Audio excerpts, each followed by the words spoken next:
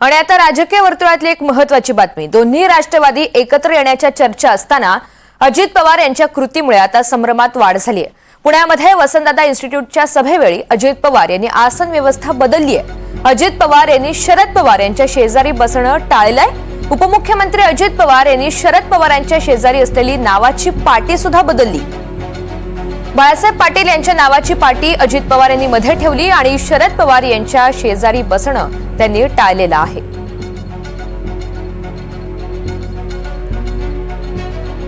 तर एकीकडे दोन्ही पवार हे एकत्र येण्याची चर्चा असतानाच मात्र आता अजित पवार यांच्या या कृतीमुळे सगळेजण संभ्रमात पडलेले आहेत। नेमकं याचा अर्थ काय घ्यायचा असा सुद्धा अनेकांच्या मनात प्रश्न आहे। कारण आज पुण्यामध्ये वसंतदादा इन्स्टिट्यूटच्या सभेवेळी अजित पवार यांनी आसन व्यवस्था बदललेली आहे। एकंदरीतच त्यांनी शरद पवार यांच्या शेजारी बसणं हे टाळलेलं आहे। यापूर्वी सुद्धा वसंतदादा इन्स्टिट्यूटच्या बैठकीच्या निमित्तानं हे दोन्ही नेते एकत्र आलेले होते। याच अनुषंगानं त्यांच्या बैठका सुद्धा झालेल्या होत्या। मात्र यावेळी नेमकं काय घडलं आणि अजित पवार यांनी हे कृत्य नेमकं का केलं असा सुद्धा सवाल अनेकांच्या मनात आहे। अजित पवार यांनी शरद पवारांच्या शेजारी बसणं टाळलंय। अजित पवारांनी शरद पवार यांच्या शेजारी असलेली नावाची पाटी सुद्धा तिथून बदलली। अधिकची माहिती जाणून घेऊयात। राहुल कुलकर्णी आपल्या सोबत आहेत। राहुल, खरं तर दादांची आता ही कृती अर्थातच चर्चेत आलेली आहे। या सभेच्या वेळी नेमकं काय घडलं, दादांची देहबोली नेमकी कशी होती? बघा, मी तिथेच आहे आणि आता दिसतं असं आहे की स्वतः शरद पवार तर निघून गेलेत। कारण दरवेळेला काय व्हायचं की त्यांची बैठक झाल्यानंतर बंद दाराच्या चर्चेचे व्हिज्युअल्स यायचे आणि त्यातनं बऱ्याच चर्चा व्हायच्या। आता उद्या जेव्हा दोन्ही राष्ट्रवादी काँग्रेसचा स्थापना दिवस सोहळा पुणे शहरात होतो आहे, एक बालेवाडीला होतोय, दुसरा बालगंधर्वला होतोय, त्यावेळेला त्या सभेच्या आधी जर हे दोघं एकत्रित बसले असते तर त्याचे कदाचित अजित पवारांना असं वाटलं की याची आपल्या कार्यकर्त्यामध्ये चुकीचा संदेश जाऊ नये, कारण तो चर्चा सुरू आहे। आणि ही चर्चा का होते आहे तर शरद पवारांनी जेव्हा इंडियन एक्सप्रेसला ती मुलाखत दिली आणि त्या मुलाखतीमध्ये असं म्हटलं की सुप्रिया सुळेंनी या संदर्भामधला निर्णय घ्यावा, त्यानंतर ती चर्चा मोठ्या प्रमाणात सुरू झाली। अनेक कार्यकर्ते नेते बोलायला लागले की हे दोन्ही पक्ष एकत्रित यायला हवेत आणि ती चर्चा ही उद्या अधिक मोठ्या प्रमाणामध्ये होईल जेव्हा दोन्ही राष्ट्रवादी काँग्रेसचे स्थापना दिवस हे पुण्यामध्ये साजरे केले जातील। अशा वेळेला आजचा हा जो आर्टिफिशियल इंटेलिजन्स संदर्भातला मेळावा होता जो आता नुकताच संपलाय, तर त्या मेळाव्याच्या वेळेला हे मागं जसं अजित पवारांनी केलं आणि तेव्हा ते जाहीर भाषणात म्हणाले की हे आधीच ठरलं होतं आणि सहकार मंत्र्यांना शरद पवारांशी बोलायचं होतं। नंतर मी सहकार मंत्र्यांना खासगीत विचारलं असं काही होतं का, तर ते म्हणाले असं काही ठरलेलं नव्हतं। म्हणजे तेव्हाही त्यांना तो संदेश जाऊ द्यायचा नव्हता, आताही तो संदेश जाऊ द्यायचा नाहीये, म्हणून ते स्वतः आले, पार्टी बदलली आणि जी दृश्य आता महाराष्ट्र बघतोय ते तसं घडलं। मग दोघांच्या मध्ये पुन्हा एकदा बाबासाहेब पाटलांना बसावं लागलं, जे लातूर जिल्ह्यातल्या अहमदपूरचे आमदार आहेत आणि आता विद्यमान सहकार मंत्री आहेत। मला असं वाटतं की उद्या जो मेळावा होणार आहे त्यामध्ये जी एकीकरणाची चर्चा सुरू आहे त्याला एक प्रकारे स्वतःच्या बाजूनं आपल्या कृतीतनं उत्तर देण्याचा प्रयत्न अजित पवारांनी केलाय।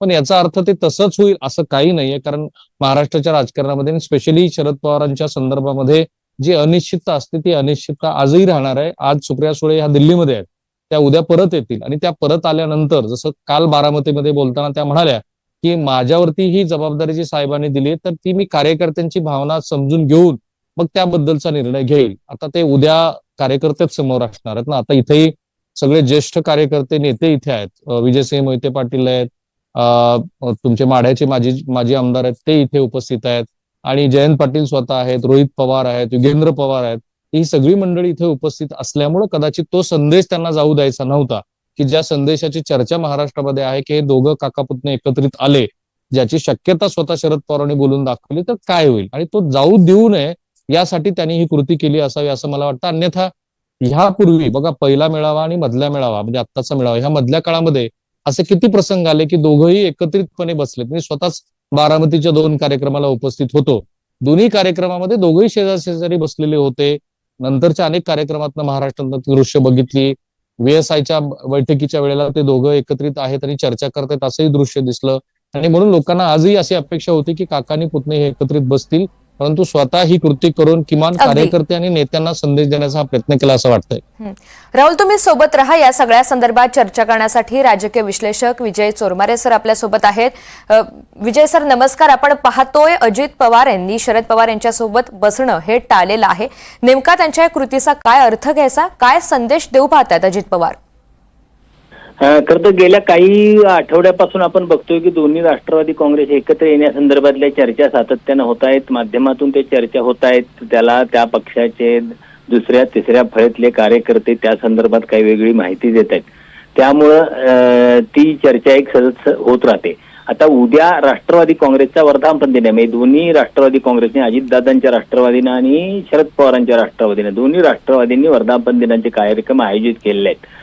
त्या पार्श्वभूमीवर सुद्धा या वर्धापन दिनाच्या कार्यक्रमामधून दोन्ही राष्ट्रवादींच्या एकत्रीकरणासंदर्भात काही संकेत मिळतात का, किंवा त्या संदर्भात काही वक्तव्य होतात का, याकडेही सगळ्या महाराष्ट्राचं लक्ष लागलेलं आहे. या पार्श्वभूमीवर म्हणजे 10 तारखेच्या वर्धापन दिनाच्या आदल्या दिवशी दोन्ही शरद पवार आणि अजित पवार एकत्र येत असताना जर हे दोन्ही नेते शेजारी बसलेले असतील, शेजारी असतील, तर पुन्हा चर्चा त्याच अंगानं जाऊ शकते. आणि मला वाटतं अजितदादां हे आपल्या संदर्भातल्या चर्चा टाळण्याच्या प्रयत्नात असतात. त्यामुळं त्यांनी हे सगळं नावं बदलणं किंवा आपली खुर्ची बदलणं, शरद पवार यांचे शेजारी बसायनं टाळणं, या गोष्टी केलेल्या असाव्यात असं मला वाटतं. उद्याच्या आपल्या वर्धापन दिनाच्या कार्यक्रमावर फोकस ढळू नये आणि या परत पुन्हा ज्या जर त्यांच्या दृष्टीनं यातून काही घडणारच नसेल तर या नुसत्या चर्चा घडू नये, चर्चाच होऊ नये, त्यासाठी मला वाटतं अजितदादांनी हे केलेलं असावं आणि नेमके म्हणजे तोच त्यांच्या कृतीचा मला वाटतं तो अर्थ असावा. विजयजी, यातनं एक महत्वाचा मुद्दा असा उपस्थित होतो, गेल्या काही काळामध्ये दोन्ही गटाच्या नेत्यांकडनं वारंवार या सगळ्या संदर्भात सकारात्मक प्रतिक्रिया समोर येत आहेत. त्या सगळ्याला कधीच पूर्णपणे अजित पवार यांनी नाकारलं नाही किंवा थांबवलं सुद्धा नाही. मात्र आता पुढे नेमकं काय अंदाज बांधता येतील, म्हणजे हे एकत्र येतील की नाही हेच टाळण्यासाठी हा संदेश स्पष्टपणे देण्याचा अजित पवार यांचा हा प्रयत्न असावा?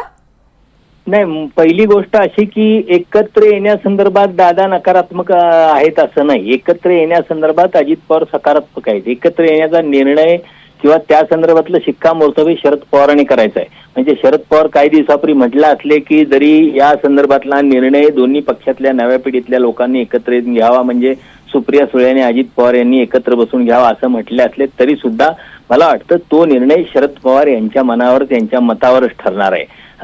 त्याचं कारण असं की हा प्रश्न अजित पवारांच्या दृष्टीनं शरद पवारांच्या सोबत असलेल्या लोकांना एकत्र घेणे ही फार कठीण गोष्ट नाही. अर्थात त्या पक्षातल्या सुनील तटकरे किंवा प्रफुल्ल पटेल हे त्यासाठी फारसे अनुकूल नसले तरी सुद्धा अजित पवार यांच्यासाठी ती फार अडचणी गोष्ट नाही. पण शरद पवार यांच्यासाठी आपली धर्मनिरपेक्षतेची जी विचारधारा आहे, तो पाया आहे, तो सोडून भारतीय जनता पक्षासोबत असलेल्या अजित पवारांच्या पक्षासोबत जाणं हा एक कठीण टास्क आहे त्यांच्यासाठी. त्यामुळे मला वाटतं अजित दादांच्यासाठी एवढाच उद्देश असू शकतो की या संदर्भातल्या एक अवास्तव चर्चा होऊ नयेत, एवढाच उद्देश असू शकतो. त्यांचा एकत्रीकरणाला विरोध आहे वगैरे असं मला वाटत नाही. पण उद्याच्या या सोहळ्यामध्ये वर्धापन दिनाच्या निमित्तानं जे काही कार्यक्रम होतील त्यामध्ये अजित पवार काही मोठी घोषणा करतील असे काही अंदाज आपल्याला बांधता येतील? मला असं वाटत नाही, कारण अजित पवारांनी घोषणा करण्याचा हा काही मुद्दाच नाही. कारण जर काही घोषणा करायची असेल तरी शरद पवार यांच्या पक्षाकडून व्हावी लागेल. अजित पवार यांच्याकडून हा विषय नाही. हा विषय आहे तो राष्ट्रवादी काँग्रेस शरदचंद्र पवार या पक्षाने घ्यायच्या भूमिकेसंदर्भात आहे. अजित पवार यांनी आपली भूमिका घेतलेली आहे, त्यांची दिशा ठरलेली आहे, त्या दिशेनं त्यांना पुढे जायचं आहे. त्यामुळे त्यांच्याकडून काही घोषणा होण्याची शक्यता नाही. जर घोषणा किंवा काही निर्णय घ्यायचा असेल तो शरद पवार यांच्या पक्षाला घ्यावा लागेल. अगदी. या सगळ्या संदर्भात विजयजी आपण सविस्तर प्रतिक्रिया दिली आणि विश्लेषण केलं, त्यासाठी धन्यवाद.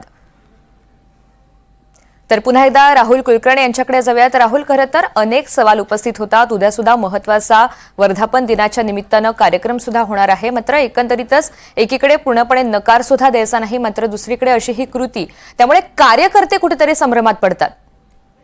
आणि याचं 3 पातळीवरती विश्लेषण होऊ शकतं. म्हणजे खरं म्हणजे जे आता विजय चोरमारे म्हणत होते की शरद पवारांनी या संदर्भामधला निर्णय घ्यायचा आहे, आपली धर्मनिरपेक्ष प्रतिमा. एक चर्चा अशी पण आहे की वयाच्या ह्या टप्प्यावरती ज्या वेळेला ते पुढच्या पिढीचं त्यांनी निर्णय घ्यावा असं म्हणतात, तेव्हा एक स्वतःसाठीचा एक पर्याय म्हणून त्यांनी असाही निवडलेला असावा की मी आता तसाही राज्यसभेचा सदस्य आहे, लोकसभा निवडणूक लढायची नाही, हे पूर्वीच मी जाहीर केलंय. त्यामुळे आता मी जर राजकारणात नसेल तर मी बाजूला आहे, माझी धर्मनिरपेक्ष पद्धतीची जी काही मांडणी आहे ती तशीच आहे. पुढच्या पिढीने हा निर्णय घेऊन भारतीय जनता पार्टी, म्हणजे ज्याला उजव्या विचारसरणीचे विचार आपण म्हणतो, तो त्यांनी घ्यायचा आणि त्यांना तो सुटेबल असेल तो त्यांनी घ्यावा. ह्या दृष्टीनं पवारांनी मिर्झा चौधरी यांना जी मुलाखत दिली त्याच्यातनं सुतोवाच केले. अन्यथा तो असा कुठलाही मुद्दा नव्हता की ज्या काळामध्ये सुप्रिया सुळेंनी तो निर्णय घ्यावा असं म्हटलं. त्याचं कारण पण आहे. हा एक मुद्दा झाला. त्याचं कारण हे आहे की विरोधी पक्षामध्ये दीर्घकाळ राजकारण करणं, ज्यांना सत्ता आणि वेगवेगळ्या संस्था, आता ज्या VSI मध्ये मी आहे, अगदी किती साखर कारखानदार या नेत्यांचे, तर ते दीर्घकाळ विरोधामध्ये राहून करणं शक्य नाहीये. त्यामुळं कदाचित त्यांनी हे म्हटलं असावं. आणि दुसरा राहिला प्रश्न अजित पवारांचा, तर अजित पवारांच्या आणि शरद पवारांच्या कौटुंबिक संबंधातलं पुलाखालून जे पाणी मधल्या काळामध्ये भरपूर वाहून गेलंय, तीही गोष्ट विसरून चालणार नाही. कारण मनोमिलन आणि मतभेद या दोन स्वतंत्र मात्र गोष्टी. येणाऱ्या काळामध्ये हे चित्र अगदी स्पष्ट होईल आणि जो काही सध्याचा त्यांच्या कृतीचा अर्थ आहे तो सुद्धा स्पष्ट होणार आहे. राहुल, धन्यवाद सविस्तर माहितीसाठी.